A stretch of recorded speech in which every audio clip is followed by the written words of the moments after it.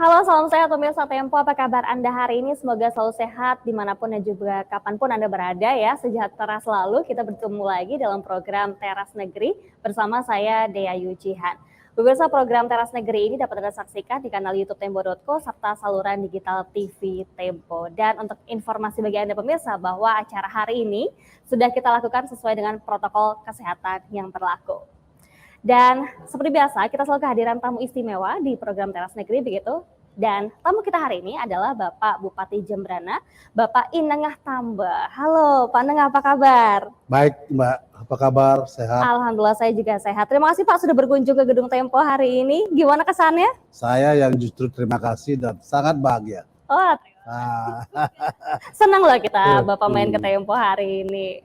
Baik, nah Bapak dan juga pemirsa, sebelum kita akan ngobrol-ngobrol lebih jauh, kali ini saya akan terlebih dahulu membacakan profil singkat dari Bapak Inengah Tambe ini. Inengah Tambe lahir di Jembrana 22 Maret 1964, menjabat sebagai Bupati Jembrana untuk periode 2021-2024. Bapak Inengah Tambe pernah menjabat sebagai Direktur PT Trimedia Sarana pada tahun 2008 sampai 2020. Di tahun 2009 hingga 2014, dia menjadi seorang ketua fraksi Partai Demokrat Dewan Perwakilan Rakyat Daerah Provinsi Bali. Kemudian 5 tahun berikutnya, dari tahun 2014 sampai 2019, Tambe menduduki posisi Ketua Komisi 3 DPRD Provinsi Bali.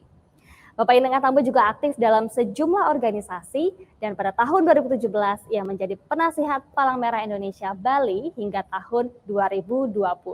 Kemudian ia juga dipercaya menjadi Wakil Ketua Kamar Dagang dan Industri Indonesia atau Kadin Bali dari tahun 2015 hingga 2020. Dan seperti yang kita tahu bahwa menghadapi pandemi COVID-19 ini bukanlah perkara yang sederhana bagi seluruh daerah ya, di Indonesia dan juga di luar negeri dimanapun begitu. Begitu pula yang dialami jajaran pemerintah Kabupaten Jembrana Bali dalam 2 tahun belakangan ini. Di tengah situasi yang tidak menentu, Kabupaten Jembrana mampu bertahan dan mencapai hasil yang baik. Diakui oleh Bupati Jembrana Inengah Tambe, capaian ini tak lepas dari sinergi yang baik serta buah kerja keras dari semua pihak. Baik jajaran gugus tugas Jembrana, tim medis hingga Satgas Gotong Royong yang terbentuk mulai dari desa, kelurahan hingga desa adat. Prinsipnya, penanganan pandemi COVID-19 di Kabupaten Jembrana bersifat terpadu melibatkan seluruh unsur. Dan sampai saat ini Kabupaten Jembrana merupakan daerah dengan angka kasus terkonfirmasi positif terendah di Bali. Dan tentunya berita baik ini melegakan bagi kita semua, tidak hanya bagi Provinsi Bali, namun juga secara skala nasional. Dan saat ini Bupati Tambe fokus dan bergerak menuju Jembrana Emas tahun 2026 ya Pak? Ya. Strategi apa saja yang dilakukan oleh Pemkab dan target apa saja yang akan dilakukan ke depannya? Langsung saja kita akan berbincang dengan Bapak Inengah Tambe, Bupati Jembrana Provinsi Bali. Pak Inengah, nah ini langsung ke pertanyaan ya Pak.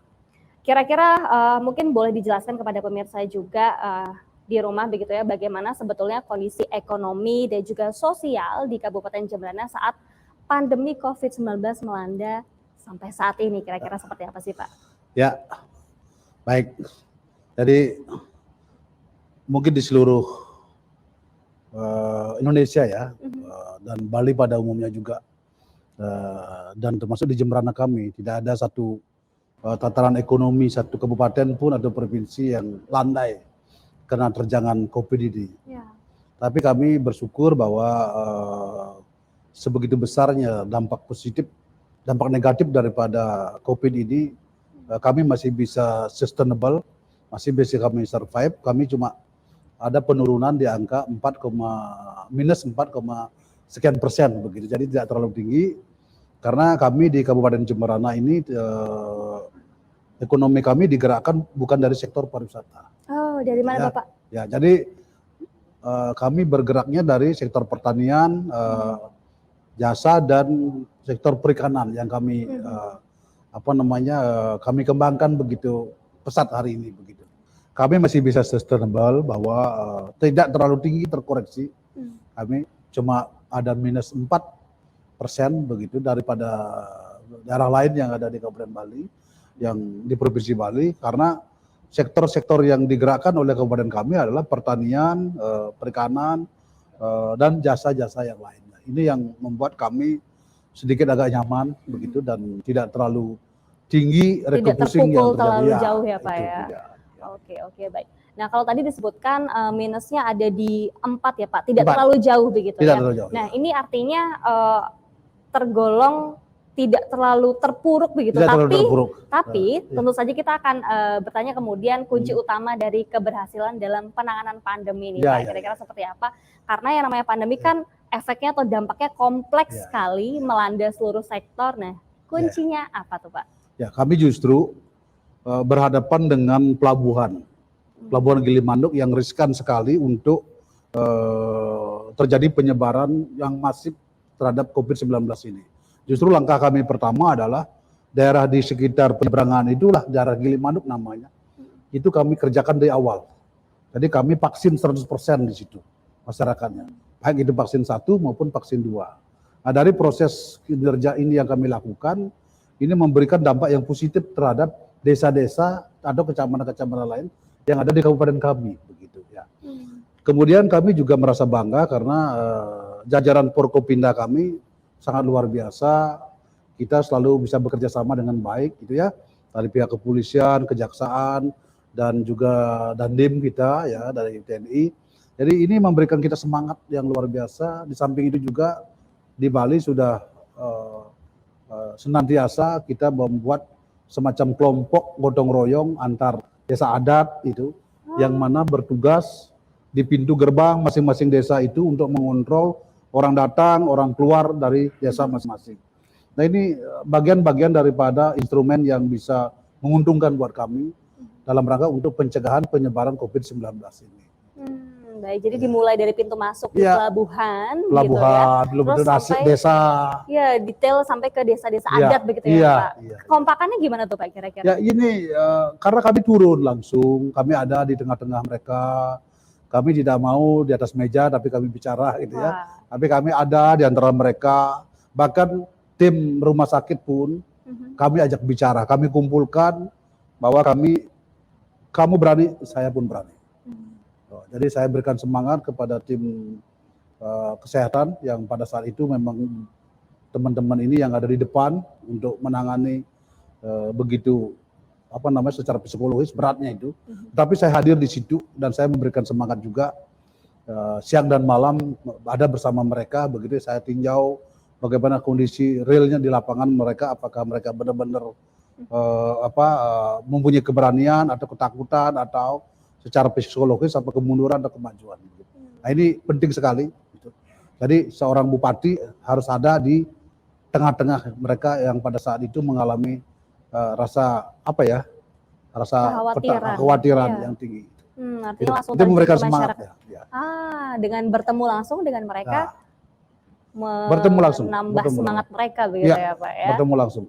Baik. Nah Pak, boleh cerita juga Pak tentang kendala gitu ya atau tantangan-tantangan ditemui ketika pelaksanaan pemulihan ekonomi di Jemberan ini seperti apa sih? Boleh dong Pak sharing ke kita. Kalau masalah ekonomi ya memang kita ini kan jadi kita ini bagian dari kesatuan masyarakat Bali kan begitu.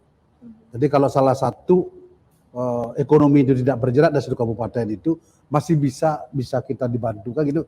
Tetapi karena ini secara keseluruhan Bali lumpuh gitu ya. Ini agak sulit. Nah makanya saya bagaimana caranya ekonomi kreatif inilah yang saya dorong ke atas teman-teman. Jadi saya sudah membuka apa yang disebut dengan ekosistem bagi anak-anak muda yang kreatif. Saya menggalakkan daripada startup ini gitu ya. Kemudian UMKM kita juga menggeliat sekarang sangat luar biasa. Kita bantu dalam segi memberikan mereka semangat dulu. Kemudian mereka juga kita kumpulkan, sering kita ajak ngobrol di mana challenge-nya, di mana opportunity-nya, apa yang dilakukan. Dan ini memberikan mereka semangat tinggi baru sekarang. Dan terus terang saja pada saat ini kami setiap ada kedatangan tokoh-tokoh masyarakat, ada menteri datang, kami selalu buka kami selalu ada exhibition. Gitu ya. Jadi kami tampilkan kepada Pak Menteri dan Pak Menteri langsung gitu ya, di endorse itu ya. Ya zaman sekarang lah begitu ya. Jadi gitu. Kemudian juga kami di ruang tamu kantor Bupati yang dulu hanya tembok tidak berbicara begitu. Hari ini kami kasih display produk-produk UMKM kami. Wow. Jadi kalau ada tamu, kalau Mbak nanti datang ke kantor bupati kami, mungkin Siap. belum bisa ketemu bupati dulu kalau sebelum Lihat lihat ini ya, itu ya, pamerannya belanja-belanja apa aja. dulu. Oh. Jadi sekretari saya akan tanya, Pak Bupati ada tamu nih, udah belanja belum? Saya akan jawab gitu.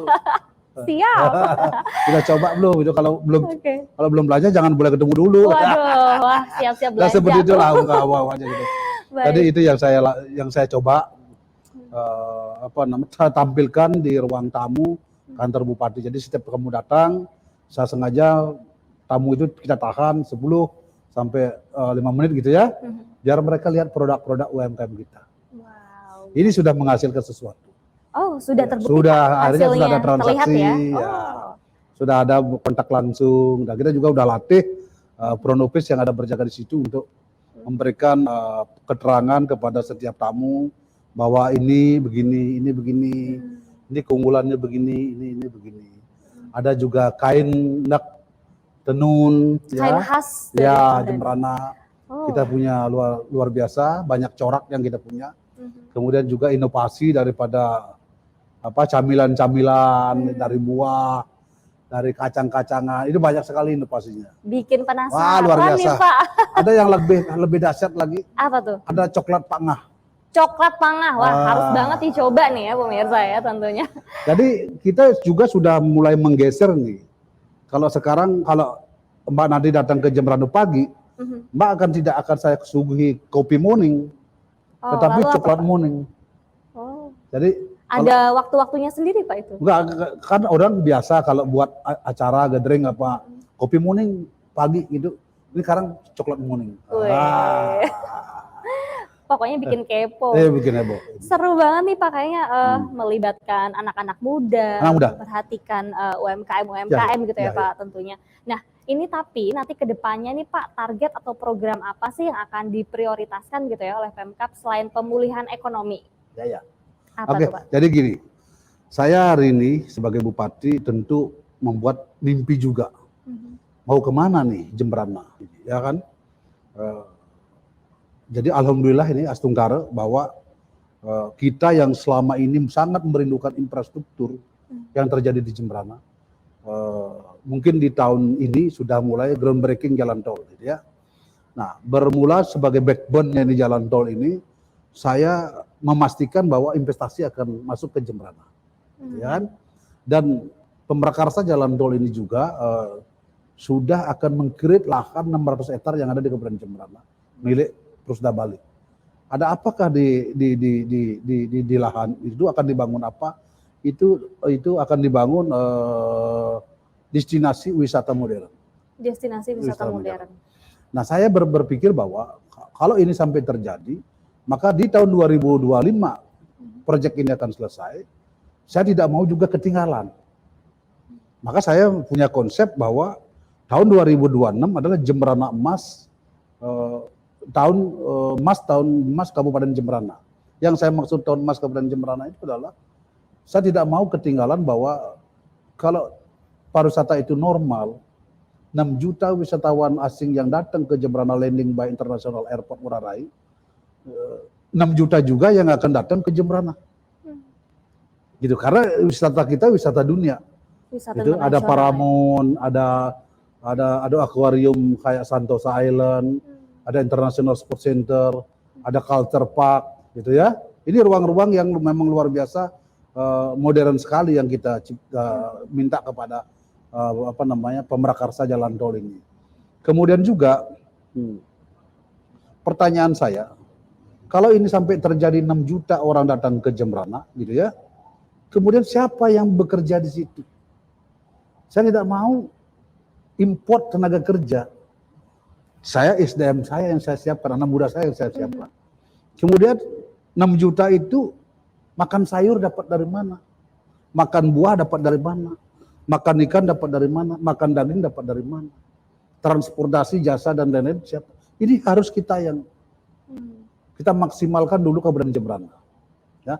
Nah, untuk itu saya mulai saat ini saya sudah meng-create nih agenda-agenda mempersiapkan anak-anak muda kita, mempersiapkan petani kita, mempersiapkan nelayan kita Untuk menyambut.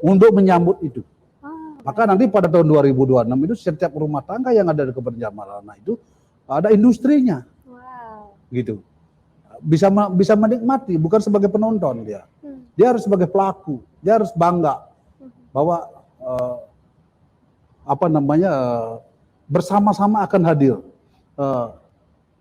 Destinasinya terjadi, tenaga kerja terjadi, semua sektor yang lain juga siap. Gitu. Nah ini yang saya sambut bilang Jembrana tahun 2026 adalah sebagai Jembrana Emas. Emas. Wow, jadi Begitu. memberdayakan Ya. kreativitas dan juga tenaga dari warga lokal ya Pak. Ya, Di itu, Jembrana, itu. Yang paling Baik. penting itu. Baik, nah pertanyaan kemudian adalah Pak, bagaimana sebetulnya respon dari warga-warga Jembrana begitu ya, khususnya yang tinggal di tepi 9 sungai dan Tibu Kleneng mengenai hal ini sih Pak. Kira-kira Ya. gimana? Mungkin sudah pernah ketemu dengan mereka, Ya. nah gimana kita pengen dengar antusias Ya. mereka? Ini kan yang tadi saya cerita Tempak KBS, Kerti Bali Semesta. Itu namanya Kerti Bali Semesta. yang di 600 hektar, ya kan? Oke. Ini sekarang kita khusus Kabupaten Jembrana sendiri, saya punya destinasi juga. Jadi ada sungai besar yang punya historis yang sangat sakral gitu ya, melegenda lah di kabupaten kami. Jadi kalau kabupaten kami itu sesuai dengan kepercayaan kami, kalau dalam satu sungai dia ketemu 9 sungai, itu bagus sekali untuk membersihkan diri. Kali ambil airnya, diraup di badan begini dengan doa bahwa segala kotor di badan ya itu Bisa luntur ya. akan merasa wah fresh gitu ya. Nah, ini kami yakini. Dan kemudian karena ini berkaitan dengan destinasi, maka kami di tengah-tengah sungai pertemuan itu kami akan bangun semacam tower. Itu yang disebut dengan Tibu Kleneng Tower Park. Tibu Kleneng Tower Ya, Park. rencana kami ini akan lebih tinggi daripada tower-tower yang ada di dunia. Wow, berapa tuh Pak kalau betul tinggi? Mungkin sekitar 150 meter. Gitu. Dan itu akan menjadi semacam bagian daripada ikon Kabupaten Jembrana. Ya. Dan di sekitar itu mangrove. Jadi tepat sekali bahwa tourism yang akan dideklarasikan dalam G20 ini kan ekoturism, blue tourism, ya. Dan kami siapkan ini juga. Gitu. Jadi di sekitaran tower yang kami akan bangun itu ada sekitar 167 hektar mangrove. Hutan mangrove. Wow. Dan ini kan kami jaga, kami jadikan mangrove abadi. Ini yang daya tarik. Nah kalau sekarang wisatawan itu naik dia ke puncak 100 meter, maka Tower akan lihat hamparan mangrove dan seluruh ruang daripada Kabupaten Jembrana akan bisa terlihat dari situ. Ini, saya tidak bisa membayangkan deh kalau sungguh fantastis lah. Iya. Itu kalau sudah sampai di situ mungkin seperti sudah masuk surga lah gitu lah. Gitu ya. Amin. Jadi ada tower, kemudian ada wisata religi, Iya. dikeliling oleh hutan mangrove gitu Pak. Dan di sela-sela itu juga saya akan membangun Kampung Melayu. Kampung Melayu. Kampung Melayu karena juga ada cerita di zaman runtuhnya Kerajaan Bone, Sulawesi. Jadi serdadu Kerajaan Bone itu bersembunyi dia dari Sulawesi ke sungai itu. Ada legendanya situs-situs juga ceritanya. ada. Maka kami akan bangun situ Kampung Melayu. Narasi ini yang akan kami jual di dalam negeri dan otomatis lah teman-teman dari Sumatera, teman-teman dari Malaysia akan hadir. Ada apa sih Kampung Melayu dengan Bon segala macam. Ini dapat nih. Baik. Nah, tapi kalau tadi sudah ngomongin cita-citanya ingin membangun ini, membangun itu gitu ya. Tapi sejauh mana sebenarnya Pak persiapannya sendiri begitu ya? Sampai sekarang sudah sampai di tahap apa persiapannya? Ya kami sampai saat perencanaan sudah kami siapkan di situ. Bahkan studi pun visibilitasnya sudah kami siapkan. Jadi kami sebenarnya ini sudah ada beberapa peminat investasi yang masuk. Sudah gitu. ada beberapa. Ya, daerah kami ini sekarang seperti dikatakan seperti daerah cantik sekali dan sudah dilirik oleh laki-laki gitu ya. Jadi kami terus terang saja yang menjadi pintu masuknya adalah tol. Jalan tol ya. Jadi begitu groundbreaking jalan tol akan diikuti groundbreaking yang lain. Ini pintu masuk. untuk menopang begitu. Ya, ini pintu. Ini username-nya ini tol begitu. Oke. Jadi kalau tol klek ini masuk gitu. Nah ini. Jadi karena dan kami juga dalam apa ya mencanangkan untuk memberikan kesejahteraan kepada masyarakat kami di Jembrana ini, kami bahkan membuka karpet merah kepada investasi di Kabupaten Jembrana. Kami siapkan hari ini untuk merevisi Perda Tata Ruang kami, di mana zonasi-zonasi yang tepat untuk industri, pariwisata, untuk ruang hijau itu kami siapkan semua. Dan kami juga menuju kepada smart city untuk Kabupaten Jembrana. Jadi bukan berarti investasi itu akan tumpang tindih hingga melahirkan kekreditan, kemacetan, tidak. Orang boleh datang ke 8 juta sampai 10 juta Kabupaten Jembrana, tetapi Jembrana nanti akan tetap kelihatan lenggang, sepi. Karena sektor ini kami bisa ada waktu untuk menata. Gitu tata ruangnya begitu. Tata ruangnya akan Ya, diperhatikan iya, begitu ya, ya. Pak ya. Oke, Jadi, baik Pak, kembali lagi tadi seperti apa sebetulnya respon dari warga, warga. melihat ada banyak hal yang akan dipersiapkan untuk menuju Jembrana Mas 2026? Tentu saja hari ini kami juga kan terus terang kami mulai giat kami ini kami mulai melatih inkubator ya untuk anak-anak muda yang bagian berpikir entrepreneur ya kan ke semi entrepreneur, sehingga akhirnya pada tahun 2026 tuh anak-anak muda ini sudah siap tanding di situ. Kami sekarang menyiapkan ruang walaupun namanya itu angkringan gitu ya. Angkringan. Angkringan. Artinya apa tuh Pak? Angkringan itu satu space untuk anak-anak muda ngobrol sambil minum kopi. Ya. Jadi kami punya tempat terminal. Tukar pikir di situ ya. Tukar pikir di situ. Jadi kami bukan angkringan, ada angkringan GCI, ada angkringannya yang HIPMI, ada angkringannya Karang Taruna, PKK begitu ya. Kemudian juga IWAPI. Jadi mereka berjualan untuk ya sekedar kopi, snack. Tetapi bukan itu sebenarnya sasarannya. Ada ruang diskusi buat anak-anak muda hari ini yang memang lagi down mental karena COVID ini. Karena pandemi. Anak muda kami ini kan anak muda yang potensial sebenarnya. Karena selama ini mereka bekerja di luar semuanya. Tapi begitu kena COVID mereka pulang kampung. Nah gitu kan.